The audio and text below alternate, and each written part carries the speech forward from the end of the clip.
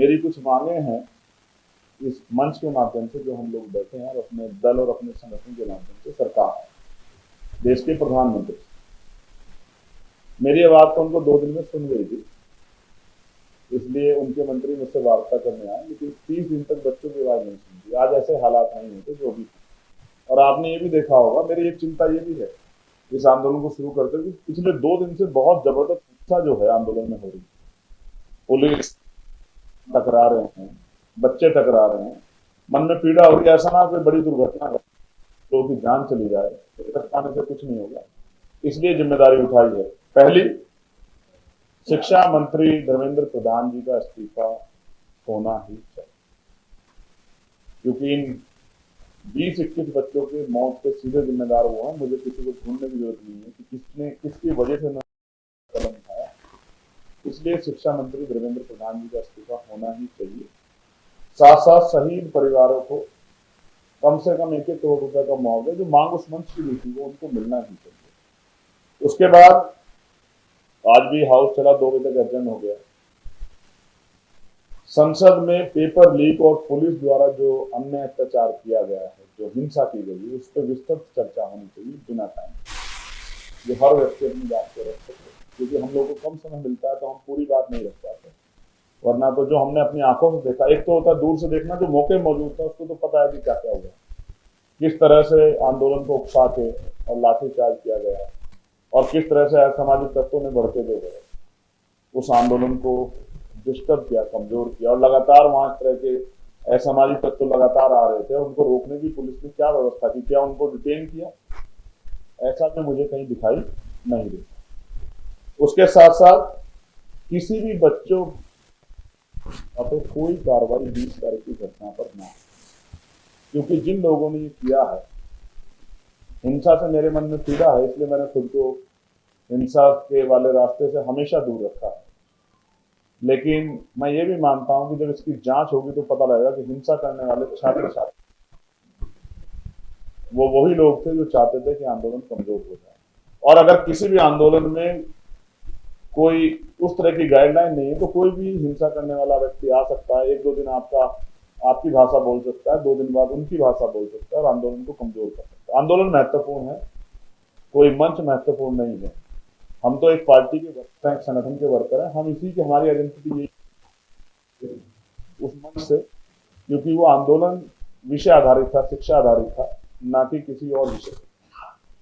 उसके बाद शिक्षा माफियाओं पर कार्रवाई, साथ साथ पुलिस द्वारा छात्राओं के साथ की गई अशोभनीय व अमर्यादित घटनाओं की निष्पक्ष जांच और दोषियों के विरुद्ध कार्रवाई। पुलिस के साथ सादी वर्दी में मौजूद व्यक्ति कौन थे तथा पुलिस के हेलमेट व लाठियां डंडे उन लोगों को कहां से प्राप्त हुए, इसकी भी जांच होनी चाहिए। आपने भी देखा कई वीडियो, पुलिस दाढ़ी रखे हुए लोग, उस तरह कलावा बांधे हुए लोग, उस तरह से मतलब जो आइडेंटिटी हो रहा है, जो पुलिस का काम नहीं, ये रूलिंग में नहीं आता, एक अलग आइडेंटिटी के लोग उस तरह के, वो कौन थे, उनके पास सरकारी डंडे कहां से आए, सरकारी जो है वर्दियां कहां से आई, इसकी जांच होनी चाहिए। वीडियो अवेलेबल है। वैधता अवधि समाप्त हो चुके आंसू गैस के हानिकारक गोलों का प्रयोग अपने ही देश के युवा बच्चों पे क्यों किया। साथ साथ प्रदर्शन स्थल पर स्थगित वाहन तथा पत्थरों से भरा ट्रक कहां से आया, इसकी निष्पक्ष जांच कराई जाए। पुलिस कर्मियों के पास किलो वाली लाठियां कहां से आई, वो किलो से किसान आंदोलन याद आ जाता है। वो लाठियां देखी जिनमें किलो लगे हुए, जिस बच्चे को लगी होगी या जिस बच्चे को लगी होगी, शायद वो कभी लौट के दिल्ली की तरफ ना आए आपके इस व्यवहार से, तो उसकी जांच हो और उसका उपयोग करने का आदेश किसने दिया, इसकी भी जांच होनी चाहिए। साथ साथ पुलिस व केंद्रीय सशस्त्र बलों के जवानों की वर्दी पर नाम पट्टिका क्यों नहीं, इसकी भी जांच हो रही है, उत्तरदायित्व। और भविष्य में कभी भी कोई प्रोटेस्ट हो तो सरकार सुनिश्चित करे कि जो जवान ड्यूटी लगे वो वर्दी में ही हो, जो है संतोष है, विश्वास ना पैदा, और उसकी नेम पट्टिका हो, जिससे पता लग जाए कि कौन अच्छा काम कर रहा है और किसने जो है अपने ऊपर कोई काबू नहीं रख पाया, उसने बच्चे का हरेसमेंट किया, ये भी सामने आना चाहिए। साथ साथ नीट, यूजी 2026, JEE मेन सभी प्रतियोगी परीक्षाओं में पाई जाने वाली अनियमितताओं को समाप्त करने हेतु प्रभावी व्यवस्था की जाए। सभी सरकारी भर्ती प्रवेश परीक्षा में अभ्यर्थियों से कोई परीक्षा शुल्क ना लिया जाए, क्योंकि वो तो बेरोजगार हैं, अभी तो आप ही से उम्मीद करते हैं कि आप उनको कोई भत्ता दोगे, लेकिन आप उनसे हर बार पेपर में शुल्क लेते हो। वो टैक्स भी देते हैं, आपको शुल्क भी देते, तो परीक्षा शुल्क बंद हो।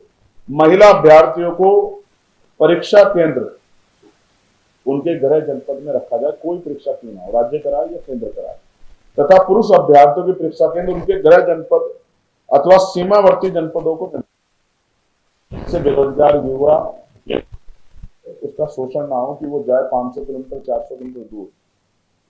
साथ साथ पेपर लीक व भर्ती संबंधित अनियमितताओं के मामले में सख्त, निष्पक्ष एवं समयबद्ध कार्रवाई निश्चित कर उम्र कैद की सजा दी जाए। सभी विभागों के रिक्त पदों को के भीतर भर्ती प्रक्रिया पूर्ण की जाए। राष्ट्रीय व राज्य स्तर पर वार्षिक भर्ती कैलेंडर जारी किया जाए कि कब पेपर होगा, बच्चों को आइडिया हो, पहले से डेट निर्धारित हो, कब उसका फॉर्म भरा जाएगा, कब उसका टेस्ट होगा, कब उसका रिजल्ट आएगा। ये रोस्टर हमारे यहाँ है ही नहीं। राष्ट्रीय और राज्य स्तर पर रोस्टर बने जिससे कि बच्चे अपनी तैयारी पूरी तरह कर पाए। कई बच्चे काम भी करते हैं, लेकिन जब परीक्षा आती है तो छोड़ देते हैं। अब ये पेपर लीक होता है तो उनके मन पे क्या बीतती है, फिर दोबारा से काम, घर भी चलाना है, आर्थिक स्थिति बहुत अच्छी नहीं। जीडीपी जो कहती है वो अमीरों की बात, लेकिन आम आदमी की जिंदगी अच्छी नहीं, वरना 80 करोड़ लोग सत्ता राशन नहीं ले रहे थे इसके अंदर। साथ साथ भर्ती प्रक्रियाओं में पूर्ण पारदर्शिता, निष्पक्षता एवं जवाबदेही सुनिश्चित की जाए। प्रतियोगी परीक्षाओं में लागू नॉर्मलाइजेशन को प्रणाली को समाप्त किया जाए। जिन परीक्षाओं में स्कोर बोर्ड जारी किए बिना परिणाम घोषित किए गए, उनके परिणाम के साथ प्रत्येक अभ्यर्थी का स्कोर बोर्ड अनिवार्य रूप से किया जाए। इंपॉर्टेंट ये है कि प्लेट गन्स जो है, पैलेट गन जो चाहिए, अगर वो लग जाए किसी को नजदीक से, किसी की आंख जा सकती है। ये क्रिमिनल नहीं थे, ये जंतर मंतर था, जलियांवाला बाग नहीं था। आप भारतीय सरकार थे, आप जनरल डायर ओडवायर नहीं थे कि आपने ऐसा आदेश दिया कि पैलेट गन जो है चलानी पड़ी, और वो लगी भी है बच्चों को। इतने निर्दयी होना किसी भी सरकार के लिए खतरनाक है और देश के लिए भी खतरनाक है। पुलिस स्टेट नहीं, जो मैंने बता दिया आपको, भविष्य में किसी प्रोटेस्ट में जो जवान हो। साथ साथ न्यायपालिका से मेरा आग्रह है, माननीय न्यायपालिका और सरकार से, कि वो युवाओं को कीड़े मकोड़ा समझना बंद। ये युवा हैं, देश की रीढ़ है, इनको अगर आप कीड़े मकोड़े समझोगे तो इनके मन में अविश्वास, निराशा पैदा होगी। ये देश किसी भी देश के लिए अच्छा नहीं। पवन जी, एक बात होती है, क्या आपको कभी ऑफर नहीं आया बीजेपी की तरफ से? बहुत बार आया। आया। कैसा आया? आया। क्या ऑफर आया? आया, हमने बताया था राष्ट्रीय अध्यक्ष जी को। आया। किस तरह का ऑफर आया? मतलब सब आया, विधायक, मंत्री सब आया। जानते हैं, ये भी घटना बताते हैं आपको। हम, मेरे पिताजी, जैसे मैंने राजनीति शुरुआत की तो मेरे पिताजी कभी नहीं चाहते थे, लेकिन जब मैंने राजनीति में मैं प्रवेश कर गया, लखनऊ स्थित उपाध्यक्ष हो गया, तो ये भी बहुत महत्वपूर्ण घटना है। नेताजी का फैजाबाद आगमन था,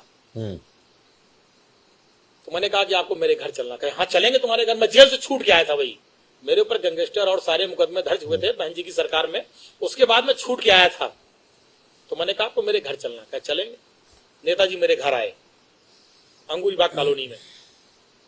मेरी माता जी ने खाना बनाया था। नेताजी ने, जो मेरी माता जी ने बनाया था, पूड़ी सब्जी, दही कचौड़ी, दही बड़ा जो था, सब खाया नेताजी ने बैठ के, पूरा आराम से सब खाया। और खाने के बाद कहा कि और कुछ बना है? तो हमने मम्मी बुलाया अपनी माता जी को, तो उन्होंने पूछा क्या नाम है आपका? कहीं मेरा नाम गीता। कहीं बताइए कुछ और बना है? कहने जो बना था सब खिला दिया। फिर उन्होंने, मेरी माता जी ने कहा नेताजी से, ये पढ़ते लिखते नहीं है, क्या होगा इनका? नेताजी ने कहा पवन के कारण आज मुलायम सिंह यादव इस दरवाजे पर आए हैं, और देखना वो एक दिन वो भी आएगा।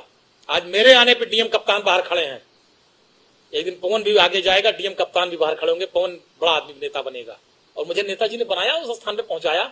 ऐसे थे धरती पुत्र मुलायम सिंह यादव जी। तो उसी दिन से मेरी माता, पिता, मेरे पूरा परिवार का एक लगाव है नेताजी के परिवार से। जब ये सब बातें आई कुछ लोगों ने कि भाजपा वाजपा ये सब, तो मेरे पिताजी ने तुरंत मुझको फोन किया, कहा जीवन में भूल न करना, जीवन में गलती न करना। ये चीजें मेरे रिकॉर्ड पिताजी ने बहुत सख्ती से मुझसे बात कही थी, मैं बहुत ईमानदारी से आपसे कह रहा हूं।